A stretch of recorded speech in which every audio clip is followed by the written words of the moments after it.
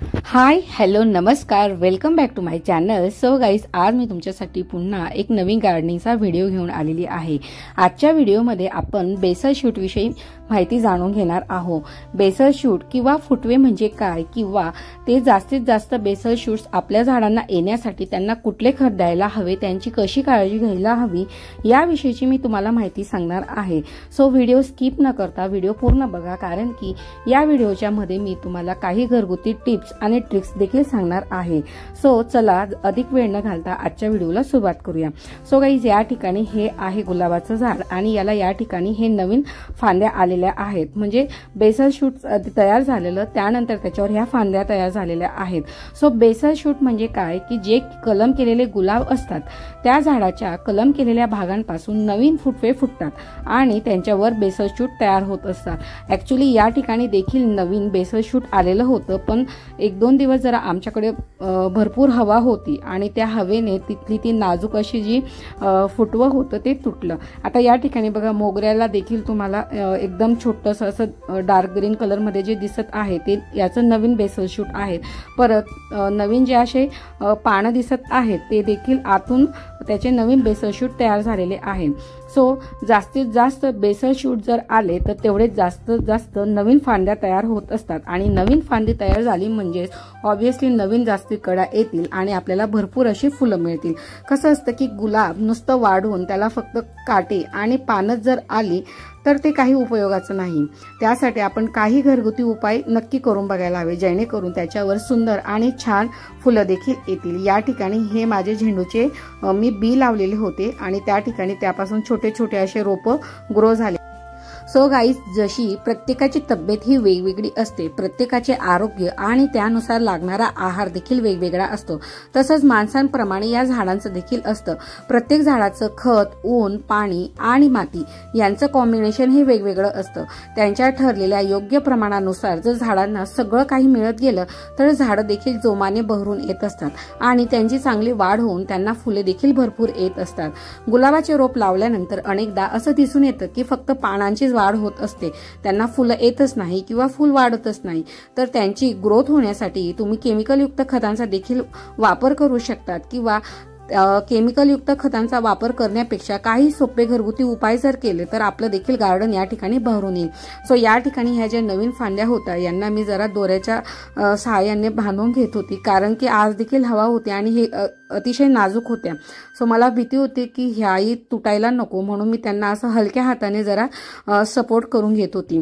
So guys, गुलाबाचे रोप हे पोषक तत्वांनी परिपूर्ण असते, याला मातीची गरज असते आणि गुलाबाच्या रोपात न्यूट्रिशनची कमतरता जर भासली तर त्यासाठी तुम्ही त्यांना फर्टिलायझरचा वापर करू शकता. सो या ठिकाणी अगदी घरगुती आपण फर्टिलायझर वापरणार आहोत. तर आज मी तुम्हाला चहापत्ती किंवा चहाच्या पानांचं जे पाणी बनवणार आहोत त्या पानांपासून आपण यांना कशा प्रकारचे फर्टिलायझर बनवू ते आज आपण पाहूया. सो गाईज, कसं असतं की रोपांना निरोगी ठेवण्यासाठी योग्य रोग आणि कीड नियंत्रण आवश्यक असतं. झाडांवर जैविक कीटकनाशकांचा वापर करावा, जसे की कडुलिंब तेल, साबणचं पाणी वगैरे.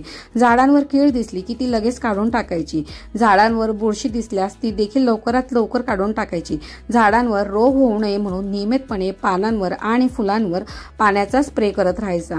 आता या ठिकाणी मला जो चहाच्या पाण्याचा स्प्रे करायचा होता त्या अगोदर मी माती चेक करून घेतली. माती ही पूर्णपणे कोरडी झालेली होती. सध्या पावसाळ्याचे दिवस असल्यामुळे जर कुंडींमध्ये पाण्याचं प्रमाण असेल किंवा माती ओली असेल तर अशा वेळेस तुम्ही असा स्प्रे करणं टाळा. तुम्ही डायरेक्टली जर तुमच्याकडे कोरडी चहा पावडर असेल तर ती देखील तशी टाकू शकतात आणि जर अशा प्रकारची माती जर कोरडी झालेली असेल तर त्यावेळेस तुम्ही नक्कीच स्प्रे करू शकता. चला तर मग सुरुवात करूया आजच्या होम रेमेडीला. लास्ट वीकला मी या झाडांना पोटॅशियमचं न्यूट्रिएंट असलेलं पाणी दिलेलं होतं, म्हणजेच केळीच्या सालांचं पाणी दिलेलं होतं. अजूनही तुम्ही तो व्हिडिओ बघितला नसेल तर नक्की तो व्हिडिओ चॅनलला बघा. त्यामध्ये मी केळीच्या सालांसोबत अजून कुठल्या इन्ग्रेडियंटचा वापर करून स्प्रे तयार केलेला होता मी त्यामध्ये इन डिटेल सांगितलेलं होतं.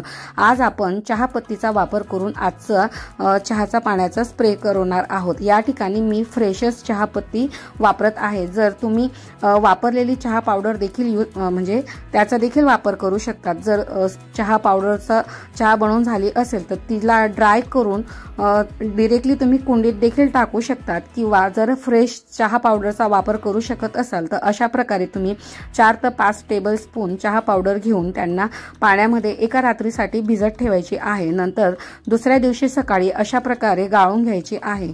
याला मी 3 ते 4 वेळेस गाळून घेतलेलं होतं, कारण की यातला छोटासा बारीक असा पार्टिकल जरी स्प्रे बॉटलमध्ये स्टक झाला तर स्प्रे व्यवस्थित होत नाही. म्हणून तुम्ही एखाद्या गाळणीच्या सहाय्याने किंवा एखाद्या कापडाच्या सहाय्याने पाणी हे पूर्णपणे क्लीन असं गाळून घ्यायचं आहे. नंतर अशा प्रकारे स्प्रे बॉटल रेडी करून मी या ठिकाणी प्रत्येक झाडाला हे पाणी देऊन घेत होती. सो आजचं यांचं फर्टिलायझर हे होतं. दर आठवड्याला मी एक होम रेमेडी करत असते आणि दर 8 दिवसांनी अशा प्रकारे यांना लिक्विड फर्टिलायझर देत असते. सो गाईस, हे होतं आपलं फर्स्ट फर्टिलायझर. आणि आता सेकंड म्हणजे जो चॉक असतो त्याचा देखील तुम्ही ॲज अ फर्टिलायझर म्हणून वापर करू शकता. चॉकचा वापर करून तुम्ही तुमच्या रोपांमध्ये फुलं उगवू शकता. ब्लॅकबोर्डवर वापरला जाणारा चॉक जर मातीत गाळून ठेवला, यासाठी आपल्याला 2 चॉक वापरू शकतो. यातच तुमचं काम होईल जाईल.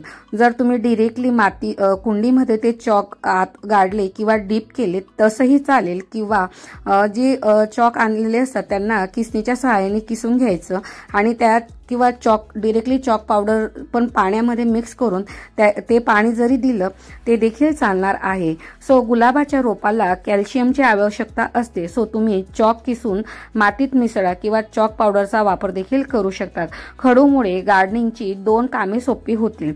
त्यातलं एक म्हणजे मातीत मॉइश्चर टिकून राहील आणि दुसरं म्हणजे रोपाला कॅल्शियम मिळेल. माती जास्त कोरडी किंवा ओली राहणार नाही याची मात्र काळजी घ्यायला हवी. सो गाईस, अशा प्रकारे मी प्रत्येक आठवड्याला होम रेमेडीचा वापर करून अशा प्रकारचा स्प्रे या झाडांना देत असते. आणि तुम्ही पाहू शकतात की माझ्या प्रत्येक झाडाला नवीन बेसल शूट आलेले आहेत. म्हणजेच मोगरा असो, कडीपत्ता असो किंवा गुलाब असो, प्रत्येक झाडाला नवीन फुटवे आणि नवीन फांद्या आलेल्या आहेत.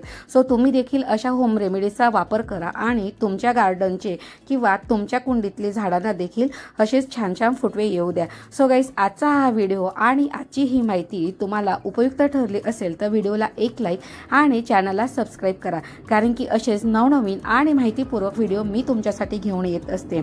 सो गाईस, आजचा व्हिडिओ आवडला असेल तर व्हिडिओला एक लाईक आणि कमेंट करायला मात्र विसरू नका. आणि अजूनही चॅनलला सबस्क्राईब केलं नसेल तर नक्की सबस्क्राईब करा आणि बेल बटन देखील प्रेस करायला विसरू नका. चला तर मग भेटूया पुन्हा एक नवीन आणि माहितीपूर्वक व्हिडिओमध्ये. तोपर्यंत मात्र बाय.